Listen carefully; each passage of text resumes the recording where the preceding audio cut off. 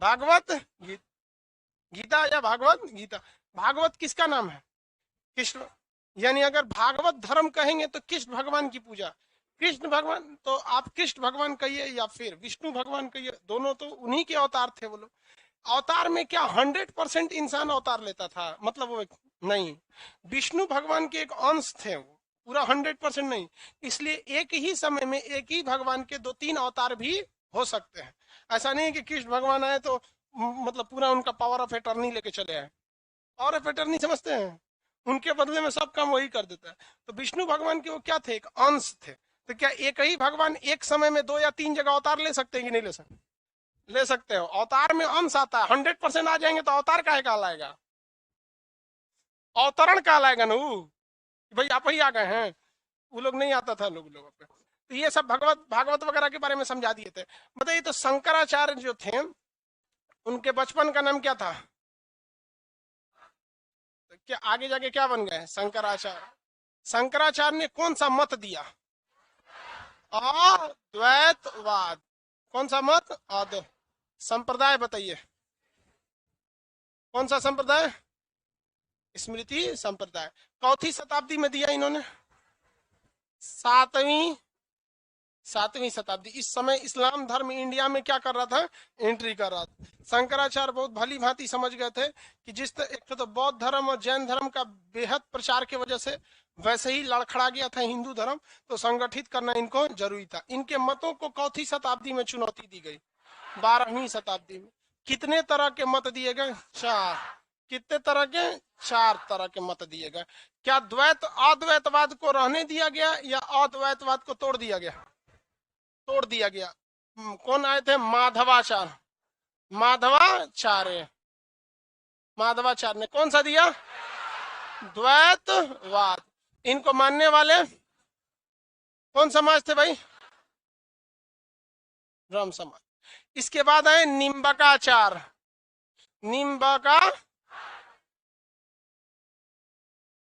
निम्बकाचार्य। द्वैतवाद में इन्होंने क्या दिया? द्वैतवाद। और इनके मानने वाले कौन सा संप्रदाय? सनक संप्रदाय। सनक संप्रदाय। किसी को दिक्कत? इसके बाद आए कौन? वल्लभाचार्य। वल्लभाचार्य ने शुद्धा द्वैतवाद। पुष्टि संप्रदाय। रामानुजाचार्य कौन सा? विशिष्टा द्वैतवाद और श्री संप्रदाय। लेकिन इन सब ये भक्ति आंदोलन 16वीं सदी में अपने कहां पर पहुंच गया? उफान पर, चरमो उत्कर्ष पर। तो हम यहीं से चलते हैं मेन जो भक्ति आंदोलन था वहां पर। तो जो भी भक्ति थी उसे 16वीं सदी में भक्ति को कितनी भाग में बांटे? कितनी भाग में? 2 भाग में। एक था निर्गुण निर्गुण और एक सगुण। यहां से मेन भक्ति है। कौन सा? सगुण भक्ति। सगुण भक्ति में भगवान की क्या बनाई जाती है? मूर्ति। और इसमें मूर्ति नहीं बनाई जाती। सगुण भक्ति कितनी शाखाओं में गई? कौन कौन? राम भक्ति और कृष्ण भक्ति। राम भक्ति और कृष्ण भक्ति। ठीक है। निर्गुण भक्ति में किसी भगवान की मूर्ति बनाई जाती है? हाँ, नहीं। तो इसमें कौन सा? संत भक्ति। एक से एक संत आए हैं।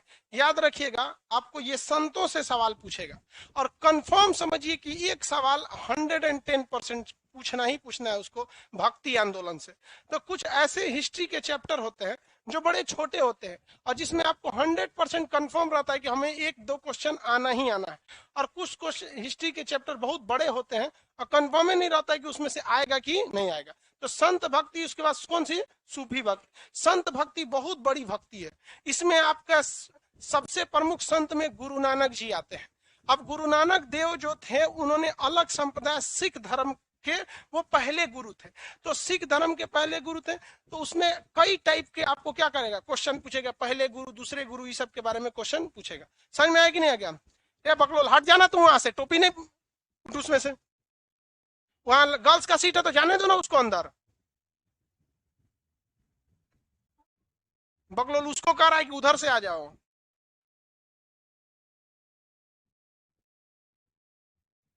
लड़की लोग टाइम से आया कीजिए।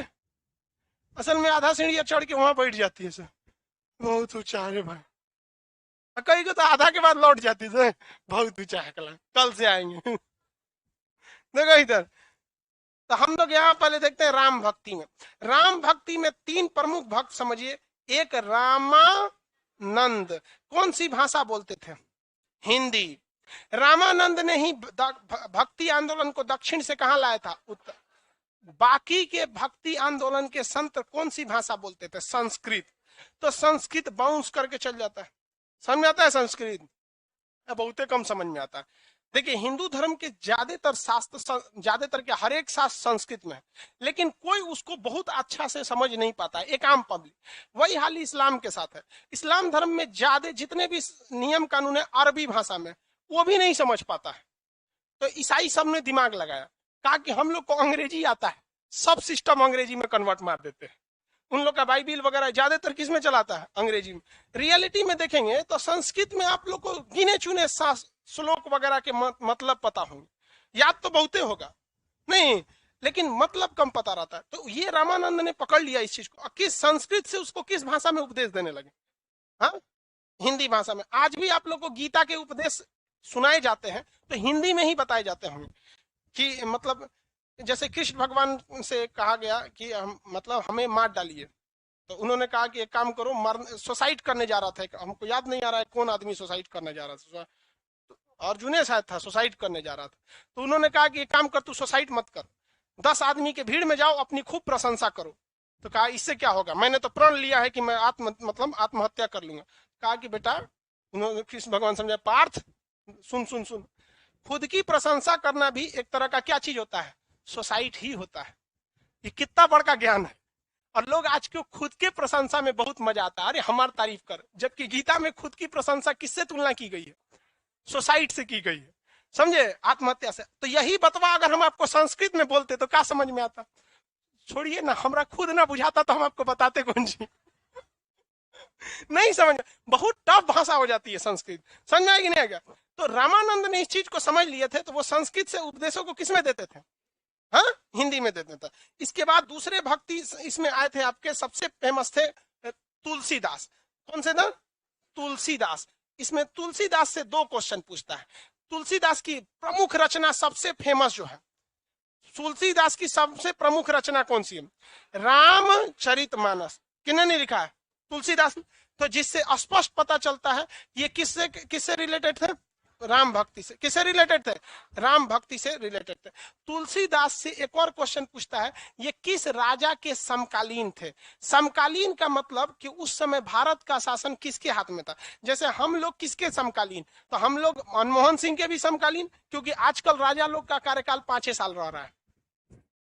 पहले ना राजा 30-30 साल 40-40 साल रहता था। तो हम लोग तो भैया अटल बिहारी वाजपेयी, हम तो बहुत पुराना है, गुजरात चंद्रशेखर जी के समय के हम लोग के समय चंद्रशेखर जी प्रधानमंत्री हुआ करते थे। चंद्रशेखर जी से भी पहले पीवी नरसिम्हा राव के था। उस समय तालिबान अभी नया नया एंट्री मारा था। वहां पे यूएसएसआर होता था हम लोग के वक्त में। तो हम लोग बहुत पुराना है, जीवाश्म बनने वाले हैं कुछ दिन में। तो तुलसीदास किसके समकालीन थे? अकबर के समकालीन। अकबर बहुत ही तेज दिमाग का व्यक्ति था, भले वो उसे अक्षर ज्ञान नहीं था। वो क्या करता था, जितने बड़े बड़े टीचर थे सबको उठा ले आता था और क्या बना देता था? नवरत्न। नाम किसका होता था? अकबर के नवरत्न। समझना गया कि नहीं? अकबर के नवरत्न खरीद लेता था। बहुत से लोग, तो तुलसीदास क्या था? होशियार। कहे कि महाराज हमरे में खुद में इतनी प्रतिभा है कि हम अपना नाम इतिहास में दर्ज करा सकते हैं, हमें किसी अकबर की आवश्यकता नहीं है। तो वह एकमात्र ऐसे कवि थे जिन्हें अकबर ने अपने नवरत्न में शामिल करने की खुली ऑफर दिया था, लेकिन उन्होंने उसे क्या कर दिया? ठुकरा दिया। समझ में आया कि नहीं आ गया? तो तुलसीदास किसके समकालीन थे? अकबर के समकालीन। तो भक्तों से ये क्वेश्चन पूछता है, कौन किसके समकालीन थे? त्यागराज। एक और पूछेगा किसे? त्यागराज। ये लोग प्रमुख रूप से प्रमुख कौन से थे? राम भक्त थे। ये लोग कैसे थे भाई? राम भक्त। तो भक्ति कितने भाग में बटी है? 2 भाग में। भक्ति आंदोलन कितनी भाग में बटी है? 2 भाग में। सगुण भक्ति में एक मंदिर या मूर्ति का शकल देना होता है। अब आते हैं लोग किस भगवान में? कृष्ण भक्ति में। किसमें? कृष्ण भक्ति। ज्यादा फेमस कौन भक्ति है? देखिए राम भक्ति में ना कुछ डिसिप्लिन वगैरह मायने रखने लगते, मतलब कुछ नियम कानून ज्यादा है, और कृष्ण भक्ति में तो थोड़ा सा कम है। कृष्ण भक्ति में धुन संगीत ये सब कुछ ज्यादा है, जबकि राम भक्ति में आप देखेंगे तो इसमें संगीत धुन इत्यादि थोड़ा सा कम है। तो मॉडर्न तरीके से आप देखेंगे कृष्ण भक्ति में ना, तो वृंदावन में जाइएगा तो वहां पर भक्ति में सब मतलब संगीत वगैरह का प्रयोग राम भक्ति की तुलना में किसमें ज्यादा है? कृष्ण भक्ति में। किसमें? कृष्ण भक्ति में। कृष्ण भक्ति में सबसे प्रमुख आते हैं विठल स्वामी। क्या नाम था? विठल स्वामी। विठल स्वामी, विठल स्वामी सबसे बड़े कृष्ण भक्त थे। इन्होंने, विठल स्वामी ने कृष्ण भगवान की भक्ति के लिए अपने जितने चेला थे उनमें से एकदम खाटी खाटी 8 चेलाओं को छांट कर निकाला। खाटी खाटी कितने चेलाओं को छांट के निकाला? 8 चेलाओं को छांट के निकाला। उन 8 को नाम दिया गया अष्टछाप। क्या नाम दिया गया? अष्टछाप। 8 चेला थे, उन्हें क्या कहा गया? अष्टछाप। उस अष्टछाप में ही एक थे सूरदास। कौन थे? सूरदास। सूरदास जो थे बहुत ही बड़े कृष्ण भक्त थे। सूरदास, सूरदास राम भक्त थे कि कृष्ण भक्त थे? कृष्ण भक्त थे। तो अष्टछाप किसने बनाया था? विठल स्वामी। विठल स्वामी के कृष्ण भक्ति के सबसे बड़े बड़े 8 भक्तों को क्या कहा जाता है? अष्टछाप। गलती मत कीजिएगा, एक होता है अष्ट दिग्गज। अष्ट दिग्गज तेलुगु भाषा के जानकारों को कहा जाता है, जो कृष्ण देव राय के समय थे। अष्ट प्रधान अभी पढ़ाएंगे आपको, शिवाजी के मंत्रियों को क्या कहा जाता था? अष्ट प्रधान। तो ऐसे कंफ्यूजन में नहीं होना है। ये क्या चीज है भैया? अष्टछाप। किस भगवान के लिए? कृष्ण भगवान के लिए। इसके अलावा कृष्ण भगवान की भक्ति में मीराबाई का नाम बहुत फेमस आता है। किसका? मीराबाई। हालांकि ऐसे जिस तरह से मीराबाई की रचनाएं हैं तो ऐसा लगता है कि जैसे मीराबाई कृष्ण भगवान के समकालीन हो। जिस तरह से राधा तो कृष्ण भगवान के समकालीन थी, रुक्मणी से तो शादी ही हुआ था। तो मीराबाई की आप रचनाओं को पढ़ेंगे तो ऐसा लगेगा जैसे मीराबाई कृष्ण भगवान के क्या थी? समकालीन थी, जबकि ऐसा कुछ नहीं है। मीराबाई तो है अकबर के समय थी, और कृष्ण भगवान का कोनो अते पते नहीं वहां से, कितना पुराना। लेकिन रचनाएं ऐसी हैं कि आप पढ़ेंगे तो ऐसा लगेगा कि कृष्ण भगवान मीराबाई क्या है? एक समकालीन, जबकि ये लोग समकालीन नहीं थी। लेकिन रचनाओं में कभी कभी ऐसा होता है कि जैसे लगता है कि समकालीन। तो राजस्थान के एरिया में कौन है भाई? मीराबाई। मीराबाई। मीराबाई। मीराबाई किस भक्ति में थी? कृष्ण भक्ति में। मीराबाई कृष्ण भक्ति में। एक नरसिंह मेहता गुजरात साइड में, नरसिंह मेहता कृष्ण भक्ति में कौन थे? नरसिंह मेहता। कृष्ण भक्ति में कौन आ गए? नरसिंह मेहता। पहला बोलिए कृष्ण भक्ति के। विठल स्वामी। विठल स्वामी के 8 शिष्यों को कहा गया अष्टछाप। क्या कहा गया? अष्टछाप में सबसे प्रमुख सूरदास। सबसे प्रमुख कृष्ण भक्ति की महिला गुजरात में कौन थे? नरसिंह मेहता।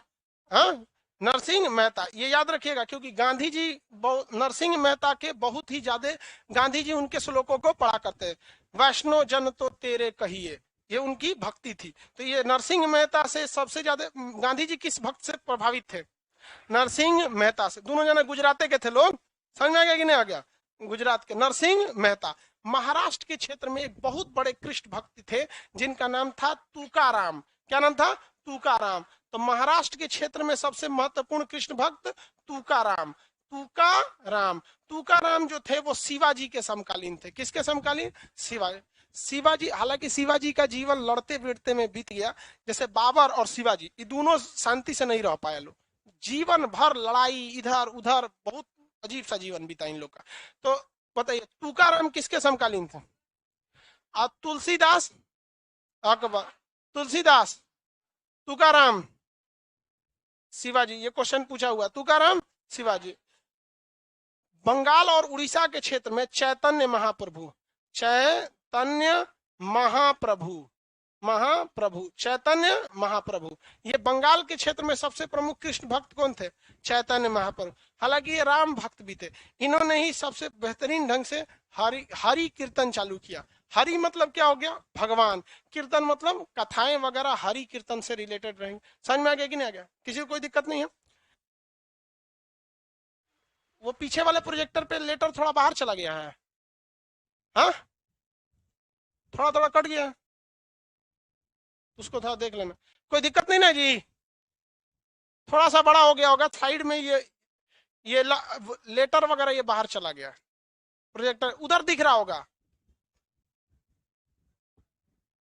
अच्छा ठीक, किसी को यहां तक में दिक्कत है तो बताइए। देखिए, विठल स्वामी सबसे प्रमुख हो जाएंगे। राजस्थान वाले एरिया से कौन है? मीराबाई। गुजरात से नरसिंह मेहता। महाराष्ट्र से, बंगाल और उड़ीसा से चैतन्य महाप्रभु। कौन थे? चैतन्य महाप्रभु। कोई दिक्कत है? सेल्फी ले रहा है, किसका कॉल आ रहा है? Video call?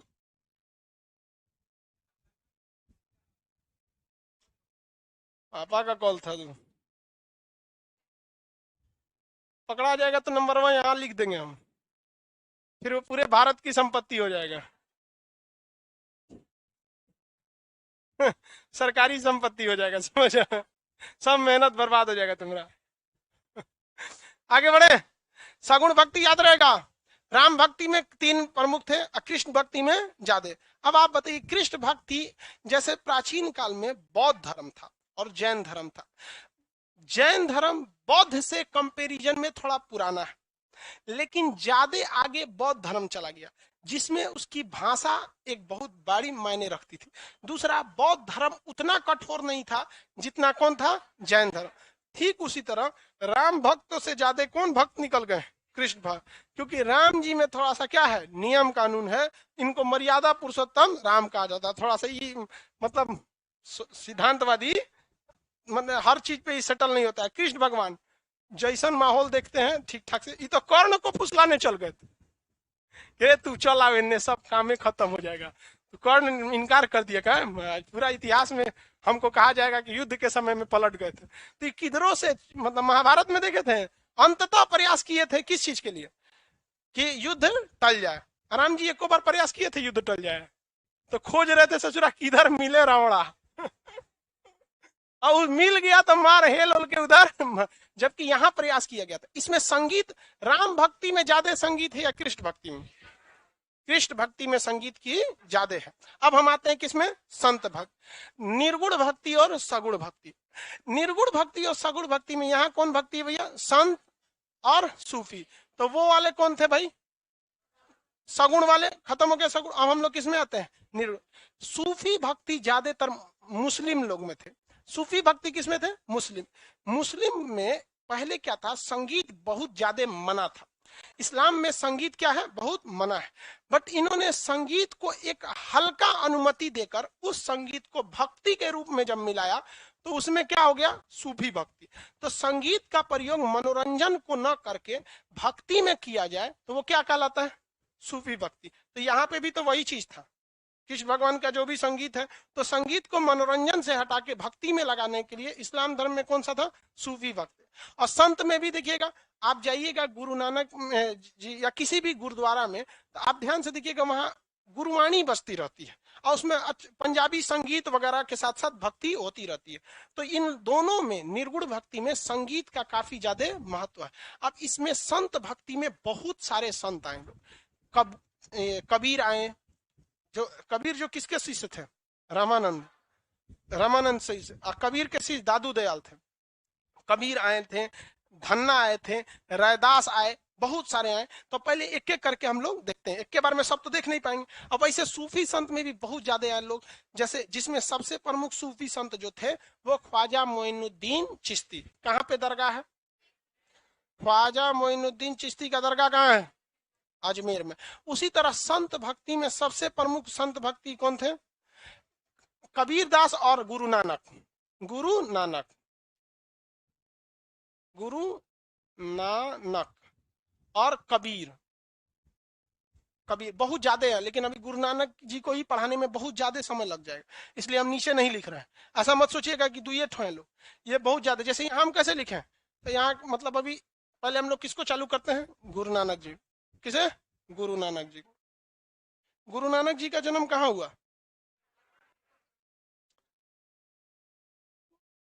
गुरु नानक देव।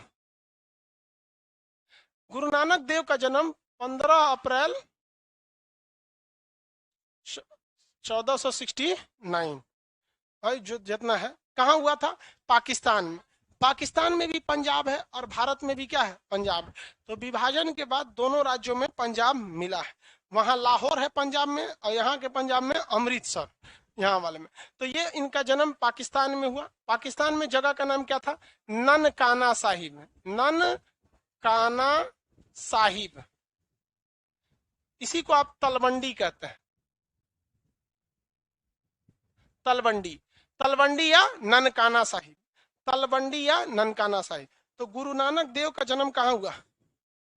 पाकिस्तान के ननकाना साहिब या तलवंडी, ननकाना साहिब या फिर तलवंडी, ननकाना साहिब या तलवंडी में हुआ था। गुरु नानक देव एकेश्वरवाद को मानते थे। किसमें? एकेश्वरवाद। यानी शंकराचार्य भी किसको बोलते थे? एकेश्वर। गुरु नानक देव एकेश्वरवाद में विश्वास रखते। गुरु नानक देव ने सबसे ज्यादा महत्व दिया तो उन्होंने मानवता पे महत्व दिया कि ह्यूमैनिटी सबसे बड़ा धर्म होता है।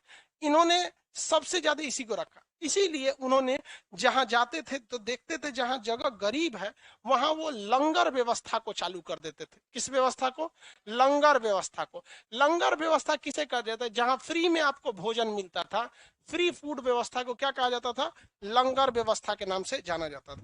जब तक गुरु नानक देव जी जीवित थे वो जगह जगह जाते थे, वहां वहां जगहों पे गुरुद्वारे वगैरह बने। अफगानिस्तान तक में गए, पूरे एरिया में वो जहां जहां गए तो उनके जहां गए थे वहां बहुत प्राचीन गुरुद्वारे भी हैं वहां पर। तो इस गुरुद्वारा के हिसाब से अभी पाकिस्तान में एक नया गुरुद्वारा बना था, आपको कुछ आइडिया है? जिसके इमरान खान उद्घाटन किए, नया नया एकदम। करतारपुर कॉरिडोर सुने हैं? तो करतारपुर जो गुरुद्वारा है, गुरु नानक देव पाकिस्तान का जो करतारपुर गुरुद्वारा साहिब था वो भारत के बॉर्डर से काफी करीब है। तो वहां उन्होंने अपने अंतिम समय को बिताया था और वहां गुरु नानक देव जी ने खेती भी किया था। इसलिए आप ध्यान से देखेंगे तो सिख लोग खेती बड़ा पसंद से करते हैं। देखें तो अभी जो करतारपुर है, गुरु नानक जी का अंतिम समय, अंतिम का जो ज्यादातर समय कहां पर बिताया उन्होंने? करतारपुर। करतारपुर। अब सिख धर्म से लगा हुआ है तो क्या जोड़िएगा? साहिब जोड़िएगा, साहिब जोड़ेंगे। सिख धर्म के जितने भी पवित्र चीजें हैं उनमें क्या जोड़ना पड़ता है? साहिब। जैसे पटना में 10वें गुरु गुरु गोविंद सिंह जी का क्या हुआ था? जन्म स्थान। तो पटना के उस जगह को पटना साहिब कहते हैं। गाय घाट के पास है वो जगह, पटना साहिब। वहां गुरुद्वारा बहुत बड़ा है। तो अंतिम समय गुरु नानक देव ने कहाँ बिताया था? करतारपुर साहिब में। तो अभी सिख धर्म के लोग करतारपुर साहिब बहुत ज्यादा जाते हैं, वहां पर अपनी पूजा अर्चना जिसको जहां करना है। इन्होंने लंगर व्यवस्था को चालू किया, लेकिन लंगर व्यवस्था उस समय तक फुल टू ऑर्गेनाइज तरीके से नहीं होती थी। तो सिख धर्म में इन्होंने गुरु की परंपरा को चालू कर दिया। इन्होंने कहा कि मेरी आस्थाओं को, विचारों को आगे ले जाने का काम कौन करेंगे? गुरु करेंगे। और गुरु का चुनाव जो होता था, गुरु कौन बनेंगे, ये वंशानुगत नहीं होता था पहले, बाद में ये वंशानुगत हुआ। लेकिन शुरुआत में क्या गुरु का पद वंशानुगत था?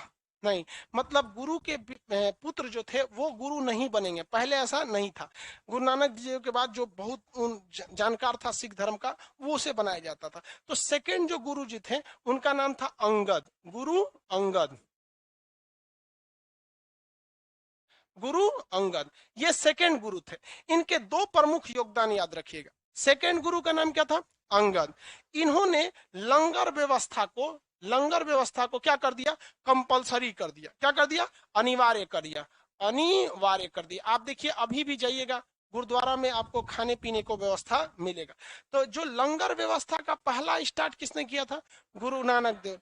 लेकिन सुचारू रूप से कंपलसरी हर गुरुद्वारे में किसने किया था? गुरु अंगद ने। चौथे नंबर के गुरु, सेकंड नंबर, सेकंड गुरु कौन थे? गुरु अंगद। लंगर व्यवस्था को वेल कंपलसरी और ऑर्गेनाइज तरीके से किसने किया? गुरु अंगद ने किया। आप आज भी आप गुरुद्वारा में जाइएगा तो आपको खाना पीना मिलता है और बेहतरीन ढंग से। ऐसा नहीं है कि आधा दे देगा तो कितना खाता है रे, ऐसा कुछ नहीं।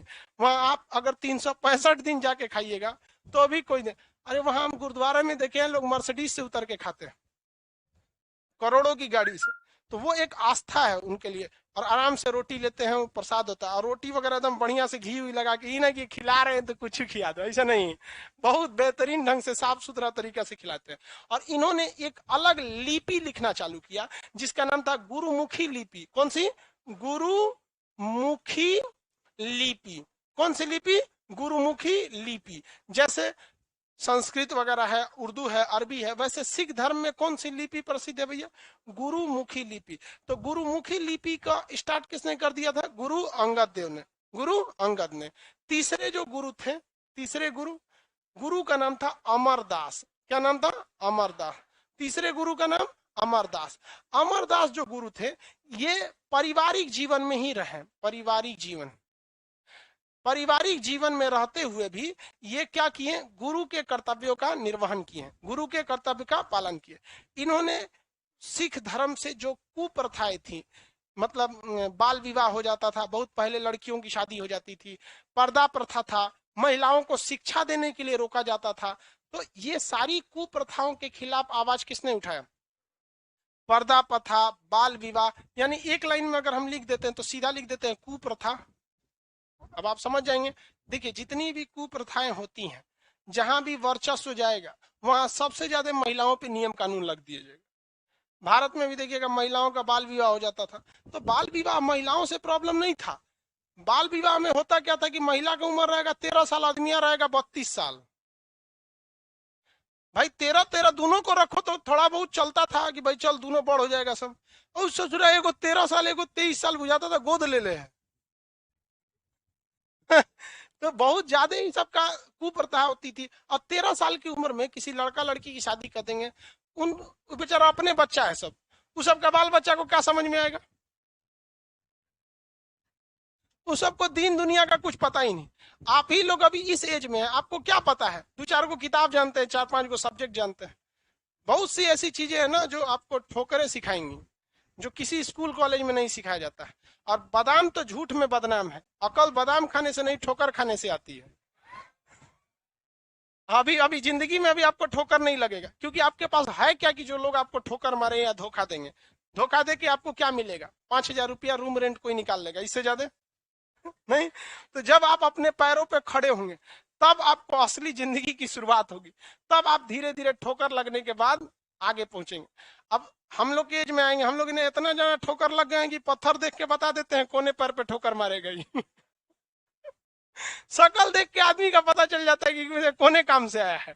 तो अभी आप लोग का अभी जीवन में उतना अनुभव नहीं है, धीरे धीरे क्या होगा? अनुभव होगा। तो आप ही बताइए ना, बाल विवाह में क्या मिलेगा बच्चे को? फिर पूरा फ्यूचर खराब हो जाता था।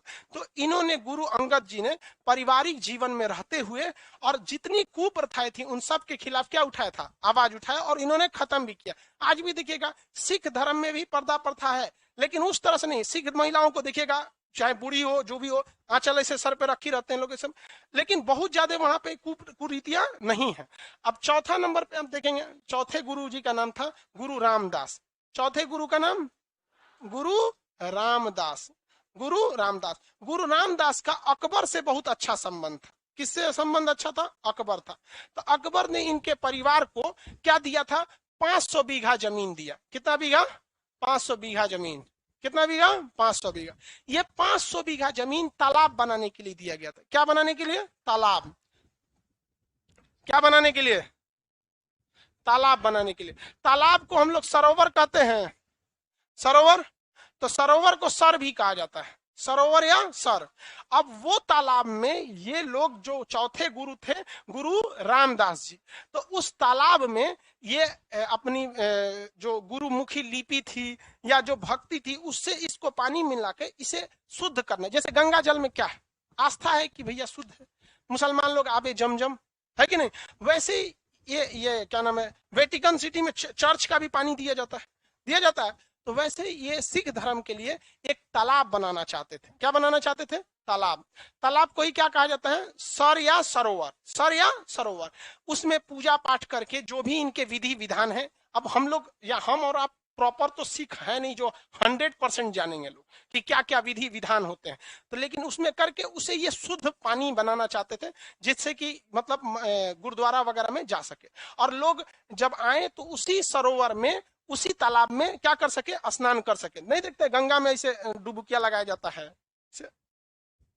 होता है कि नहीं होता है जी? ईसाई धर्म में भी होता है, बैप्टिज्मा टैंक कहते हैं, उसमें वो जाके क्या करता है, ऐसे नहाता है। तो ये भी वो सरोवर बनाना चाहता है, और वो शुद्ध था, धार्मिक रूप से क्या था, शुद्ध था। तो ये जो सरोवर था यानी सर था, इसे नाम दिया गया अमृत। क्या नाम दिया गया, अमृत। क्या हो गया, सर, क्या हो गया, अमृतसर। तो भैया जो आज आप शहर देख रहे हैं ना अमृतसर, वो एक्चुअली में क्या बनाया गया था, तालाब। और उस तालाब का निर्माण के लिए क्या दिया गया था, 500 बीघा जमीन। किसने दिया था, अकबर। चौथे गुरु, चौथे गुरु रामदास। बाबू याद रखियो, नमो याद रखना पड़ेगा, और गुरु जी लोग का सीक्वेंस भी, क्योंकि इससे क्वेश्चन अक्सर पूछ देता है।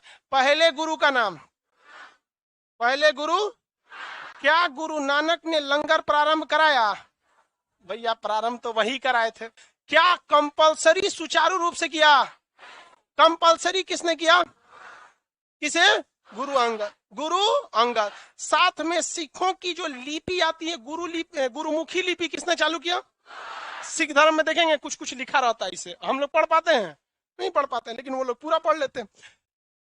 पारिवारिक जीवन में रहते हुए गुरु के कर्तव्यों का निर्वहन किसने किया, कुप्रथाओं तथा पर्दा प्रथा का विरोध किसने किया, हाँ, अमरदास। अकबर से अच्छा संबंध किसका था, हाँ, गुरु रामदास का, गुरु रामदास का। 500 बीघा जमीन किस लिए दिया गया था, अमृतसर की स्थापना के लिए। अमृतसर एक्चुअली में क्या है, आपको क्या लग रहा है 500 बीघा में एगो शहर बस जाएगा? 500 बीघा होता कौन चीज को, छोटा सा गांव। अरे 4-5 बीघा के तो खेत वाले आप ही लोग होंगे, लोग है कि नहीं? आप लोग का कितना खेत है जी, हरा मास खेत है आपका, कितना बीघा, 1 बीघा। तो उस हिसाब से तो में से 400-500 बीघा से ज्यादा ही हिल जाएगा।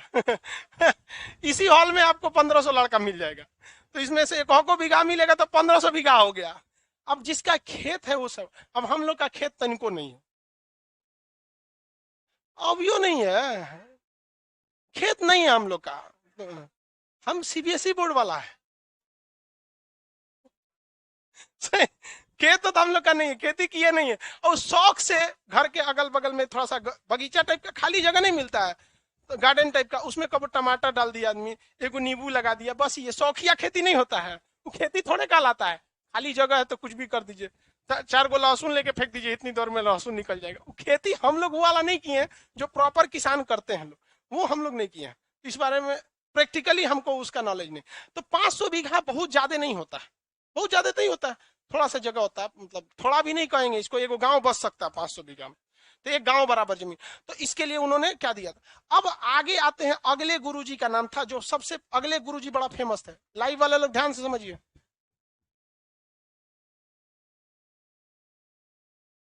लाइव वाले लोग ध्यान से समझिए। यहाँ चौथे गुरु का नाम रामदास। अकबर ने कितना जमीन दिया, क्या बनाने के लिए, तालाब को क्या कहा गया, उसी तालाब का नाम अमृतसर, तालाब का नाम अमृतसर, अमृतसर तालाब का नाम हो गया। उस अमृतसर सरोवर में, तालाब में अगले गुरु जो आए, 5वें गुरु जी होंगे। 5वें गुरु का नाम था गुरु अर्जुन देव, गुरु अर्जुन देव, गुरु अर्जुन देव। अर्जुन देव जी ने क्या किया, हर मंदिर बनवा दिया। क्या मंदिर, हर मंदिर। कौन मंदिर, हर मंदिर। हर मतलब भगवान का हरि मंदिर या हर मंदिर साहिब का निर्माण। तो मंदिर के आगे क्या लगेगा, साहिब लगेगा कि नहीं, हर मंदिर साहिब। और ये मंदिर जानते हैं कहां बनवाए, उसी तालाब के बीच में। ये अमृतसर नाम का जो सरोवर था, उसके बीच में क्या बनवाए, मंदिर बनवाए। अब आदमी जाएगा कैसे, तैर के, तो एक ओर से रास्ता दीजिएगा ना जी, तो हल्का सा रास्ता दिया गया। अब ये सरोवर पूरी तरह से अमृत हो गया। भाई सरोवर के बीच में मंदिरें हो गया, जहां पे धार्मिक रूप से बहुत, तो इसके बीच में क्या बनवाए, क्या बनवाए, मंदिर। बाद में एक राजा आए, राजा का नाम था वहां पर रणजीत सिंह। राजा का नाम वो राजा गुरु नहीं थे, लेकिन वो पंजाब के राजा रणजीत सिंह सिख धर्म को मानते थे। उन्होंने क्या किया, जब इस अमृतसर सरोवर में नहाने आए, ऐसे डुबकियां लगाने आए, तो इस मंदिर को देखा, मंदिर में गए, अपना मत्था टेका, गुरुद्वारे में खाना पीना खाए। फिर उन्होंने कहा कि इस हर मंदिर को हम चारों ओर सोने की चादर लगवा देते हैं। तो तो हर मंदिर कन्वर्ट हो गया स्वर्ण मंदिर में। कौन मंदिर? स्वर्ण मंदिर। स्वर्ण मंदिर कहाँ है? जब भी स्वर्ण मंदिर देखिएगा तालाब दिखेगा, तालाब के बीच में कौन मंदिर है? स्वर्ण मंदिर। तो पहले वो मंदिर क्या था? हर मंदिर। पहले क्या था? हर मंदिर। हर मंदिर का मतलब, हरि मंदिर मतलब भगवान का मंदिर, हर मंदिर साहिब। तालाब के बीच में क्या बना? स्वर्ण मंदिर। तो स्वर्ण मंदिर का निर्माण क्या शुरू से स्वर्ण मंदिर था? शुरू में पांचवें गुरु अर्जुन देव थे। पांचवें गुरु अर्जुन देव।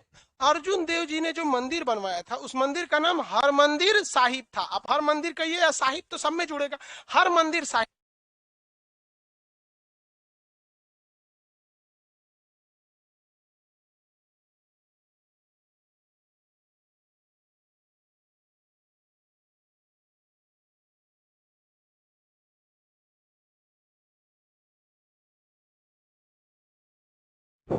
आगे बढ़े। स्वर्ण मंदिर को सोने की परत किसने चढ़वाया? राजा रणजीत सिंह। राजा रणजीत सिंह। आगे बढ़े। अब इन्होंने और भी बहुत सारे काम किए अर्जुन देव ने। अर्जुन देव जी ने कहा कि जो गुरु नानक जी के उपदेश हैं या फिर अलग अलग गुरुओं के जो उपदेश हैं, ये उपदेश आने वाले वक्त में समाज इतना व्यस्त हो जाएगा कि ये उपदेशों को भूल जाएगा। इसे एक किताब के रूप में संकलित करना बहुत ज्यादा जरूरी है। यहां पर इन्होंने दिमाग लगाया कि हर धर्म की एक धार्मिक किताबें है कि नहीं है धार्मिक। तो इन्होंने भी कहा कि भैया हम गुरु ग्रंथ साहिब की रचना करें। किसकी? गुरु ग्रंथ साहिब। उसमें गुरु नानक देव जी के उपदेश, अन्य गुरुओं के उपदेश, अर्जुन देव जी के उपदेश, साथ ही साथ अन्य लोगों के भी बहुत सारे उपदेश है। अन्य जो संत हुए हैं, ऐसा नहीं है कि इन लोगों के अंदर ईगो है कि बाकी धर्म में भी कुछ अगर अच्छा बात बोला है हम अपने किताब में नहीं रखेंगे, बाकी संतों ने बोला है हम अपने किताब में नहीं रखेंगे। बाबा फरीद इस्लाम धर्म के मानते थे, लेकिन वो भी समाज के लिए अच्छे उपदेश रखते थे। तो अर्जुन देव जी ने जो पुस्तक लिखी, क्या नाम है उस पुस्तक का? गुरु ग्रंथ साहिब। उसमें बाबा फरीद के दिए गए उपदेशों को भी शामिल किया। इसलिए देखिएगा सिख धर्म जो है ना, उसमें आपको जैसे जैसे उपदेश शामिल किए जाएंगे तो उसी तरह से विचारधारा भी बनते जाएगी। आप हिंदू हैं, मुस्लिम हैं, ईसाई हैं, इससे कोई फर्क नहीं पड़ता। आप गुरुद्वारा में बैठ के खाना खाएंगे, आपको उतनी ही इज्जत से खाना खिलाया जाएगा जितने कि किसी एक सिख को खिलाया जाता है। उतनी ही इज्जत से खाना खिलाया जाएगा जितने भिखारी को और मर्सिडीज से उतरने वाले किसी बहुत बड़े आदमी को खिलाया जाता है। तो इन्होंने कई चीजों को संकलित किया और इनके अंदर वो वाली भावना नहीं थी। दूसरा धर्म के लोग रहते हैं हमारे धर्म में से रहेगा, वो में शामिल करेंगे हम, कितना अच्छा है तो क्या मतलब, समझ आ रहा है कि नहीं आ रहा है? तो इन्होंने कौन सी पुस्तक लिखी? गुरु ग्रंथ साहिब। गुरु ग्रंथ साहिब, इसे हम आदि ग्रंथ भी कहते हैं। क्या कहते हैं? आदि ग्रंथ। आदि ग्रंथ, इसमें गुरु लोग की किताबों की क्या है? उपदेशों की संकलन है। अब इस सिख धर्म का सबसे पवित्र पुस्तक कौन हो जाए? गुरु ग्रंथ साहिब। गुरु ग्रंथ साहिब। देखिए इसके, ये अकबर के बाद अकबर का बेटा कौन था? शाहजहां, जहांगीर। अकबर का बेटा जहांगीर। जहांगीर का एक बेटा था खुसरो, जिसने विद्रोह कर दिया अपने बाप के खिलाफ। किसके खिलाफ? अपने ही बाप के खिलाफ। और दिल्ली में कहा कि मेरा बाप एक नंबर का ससुर अय्यास है। जहांगीर हुआ ससुर में बहुत खजरा था, वो थोड़ा सा लफुआ टाइप का था, समझते हैं? उसका दिल नहीं था, होटल था, डेली कोई ना कोई आ जाता था। खलिया आदमी बैठते हैं तो यही सब होता है, खाली बैठे। जैसे आप लोग का भी विद्यार्थी जीवन बड़ी खाली खाली समय रहता है, उठो सो दिन भर तो डेली कुछ ना कुछ चल आएगा आपके भी दिल में, कबो पड़ोस वाला, कबो कोई। जिस दिन नौकरी उकरी हो जाएगा, व्यस्त हो जाएंगे तो समय नहीं रहेगा, कल निकल टाइम नहीं निकल जा। तो जहांगीर जो था ना, उनके पास बहुत खलिया टाइम था, फोटो वोटो खूब बनाता था। तो जहांगीर के पुत्र को लेकर इनका विवाद किससे हो गया? जहांगीर से। किसे? जहांगीर बादशाह। अब बताइए, जहांगीर का पुत्र खुसरो विद्रोह किया किसके खिलाफ? जहांगीर के। और ये किसके पास चला गया? गुरु अर्जुन देव के पास। अब जो धार्मिक व्यक्ति होता है ना, वो राजनीति को मायने नहीं रखता है, जबकि राजनीतिक रूप से दृष्टि से देखिएगा तो खुसरो को शरण नहीं देना चाहिए था। राजनीति के दृष्टि से देखिएगा, भाई हम काहे लिए देंगे? चाइना हमारे ऊपर हमला काहे कर दिया? हम लोग उसके यहां से वो गुरु भागे थे दलाई लामा, हम लोगों ने शरण दे दिया। शरण दे दिए कि नहीं दे? कौन हमला कर दिया? चाइना। ये अब तालिबान जो है मार रहा है अशरफ गनी को। अशरफ गनी भागे थे तजाकिस्तान, वो कहा कि चुपचाप यहाँ से भाग जाइए, हम आपको ना रखेंगे, आपके चक्कर में हम हो जाएंगे। तो ये राजनीतिक विचारधारा होती है। राजनीति में सिद्धांत वगैरह बहुत मायने नहीं रखते, हमारा फायदा मायने रखता है। तब ये गुरु जो थे ये राजनीतिक आदमी थोड़े थे जो कहेंगे कि तुम्हारे आने से ये नहीं होगा। इन्होंने सिद्धांत दिखाया कि भाई हमारे यहाँ गुरु की परंपरा है, लंगर में कोई भी खा सकता है, कोई भी गुरु के शरण में आ सकता है। तो इन्होंने गुरु के शरण में रख लिया। ये आया तो किसको मरवा दिया? गुरु अर्जुन देव को। देखिए उन्होंने तो अपना सिद्धांत दिखाया, इस बैल को अपना सिद्धांत नहीं दिख रहा है कि कोई व्यक्ति या वो राजा नहीं हो, कोई धार्मिक व्यक्ति है, नहीं मारना चाहिए। मारना चाहिए?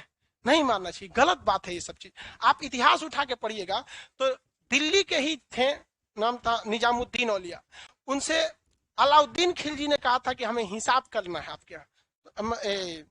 तुगलक वंश में आए थे ग्यासुद्दीन तुगलक, उसने भी कहा कि हमें भी हिसाब करना है, लेकिन कोई हमला उमला नहीं किया। तो धार्मिक व्यक्ति से हमला उमला नहीं करना चाहिए, प्यार से मामला सलट जाता है। सलट जी कितना दिन रहता खुसरो, जासूस भेज के मंगा लेते, खुसरो को एक आंख में भाला भोंकवा दिया, बेटा उटा को मरवा दिए सब यहाँ पे। तो अर्जुन देव की हत्या किसने करा दी? जहांगीर।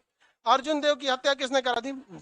इससे सिख धर्म में एक उबाल आ गया कि भाई किसी के धार्मिक गुरु को आप मार देंगे, ये तो गलत बात है। यहाँ पर राजा है तो इसका मतलब ये नहीं होगा। तो अगले जो गुरु आए हर गोविंद आए। कौन है? हरि गोविंद। हरि गोविंद ने गुरुद्वारा में एक तख्त रखवाया। तख्त मतलब सिंहासन, और तख्त का नाम था अकाल तख्त। क्या नाम था? अकाल तख्त। मतलब ये गुरु का क्या है? सिंहासन है, और इसका कोई आदि अंत नहीं है, अकाल है, मतलब इसका कोई काल नहीं है, अकाल तख्त है, ये गुरु का सिंहासन है, इसे कोई मिटा नहीं सकता। और नगाड़ा बजाने की परंपरा चालू किया। तो आज भी सिख धर्म में देखिएगा ना, नगाड़ा बजाने की बहुत बड़का ढोलक टाइप का रहता है नगाड़ा। तो इसके बाद जो गुरु आए उन्होंने क्या चालू किया? नगाड़ा बजाने की परंपरा और अकाल तख्त। छठे गुरु थे हर गोविंद। चलिए पहले इसको पूरा देखिए एक बार, 5 ठो। आज 5 देख लेते हैं, कल 5 को करा देंगे, 10 याद हो जाएगा। याद हो गया कि नहीं हो गया? बताइए। पहले गुरु, दूसरे गुरु, तीसरे गुरु हाँ अमरदास, चौथे गुरु रामदास, पांचवे गुरु अर्जुन देव, पांचवे गुरु अर्जुन देव। अर्जुन देव। अब हम इन लोगों के एक बार देख लीजिए, हम इनके स्पेसिफिकेशन को पूछेंगे, आप बताइएगा।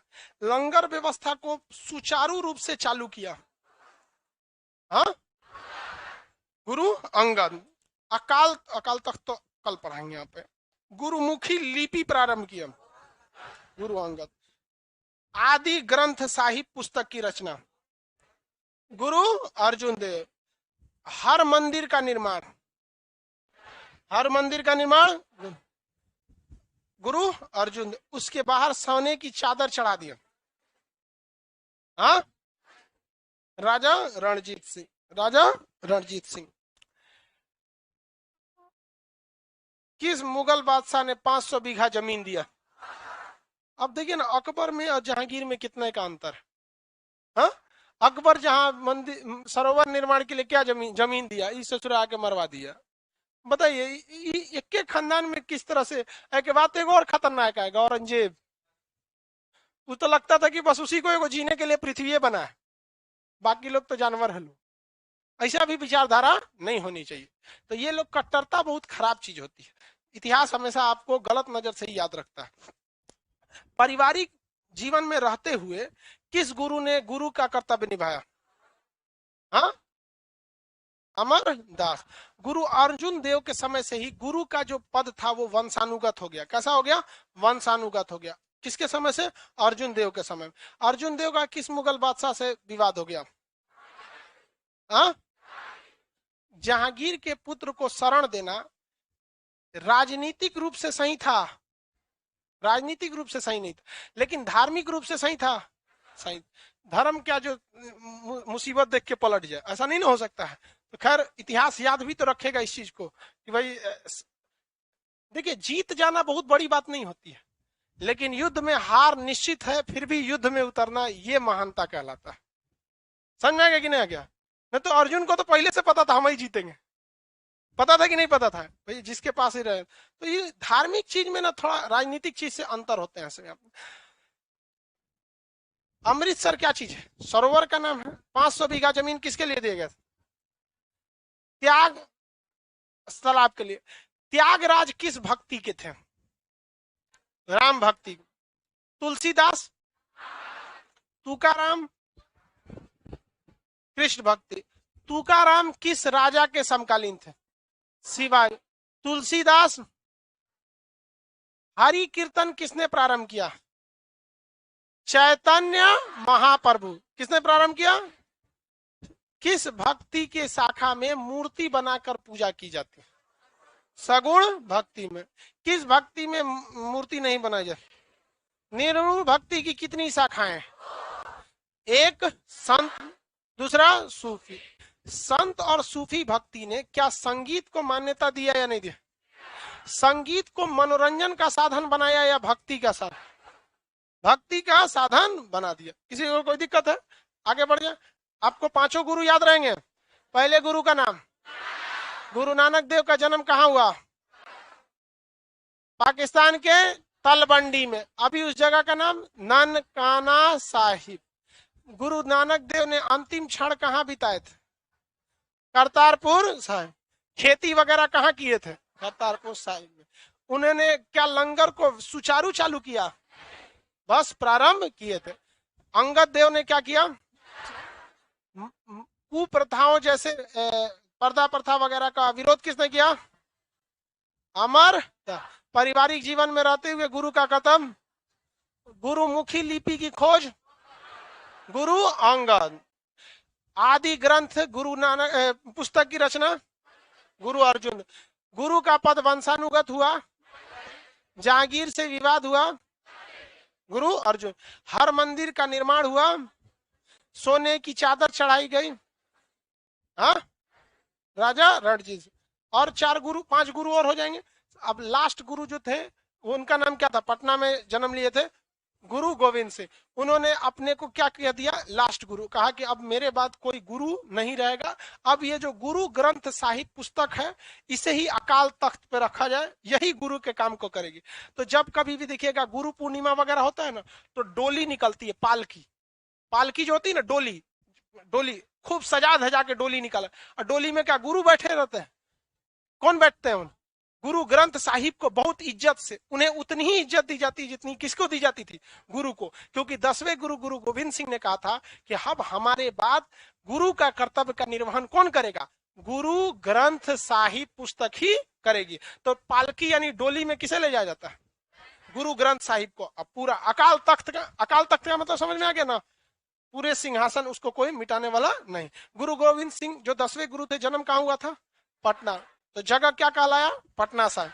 लेकिन उनकी शिक्षा दीक्षा यहाँ से नहीं हुई। उन्होंने सिख धर्म को तो एकदम फौजी बना के रख दिया, एकदम फौजी बना दिया। चिड़िया नु में बाज लड़ावा, गीदड़ नु में शेर लड़ावा, 1.25 लाख नु एक लड़ावा, तब गोविंद सिंह नाम रखावा। बहुत सिख लोगों का ये क्या है, बहुत प्रमुख हुआ है। तो अब हम लोग आगे पढ़ेंगे कल। आज के लिए इतना है। चलिए।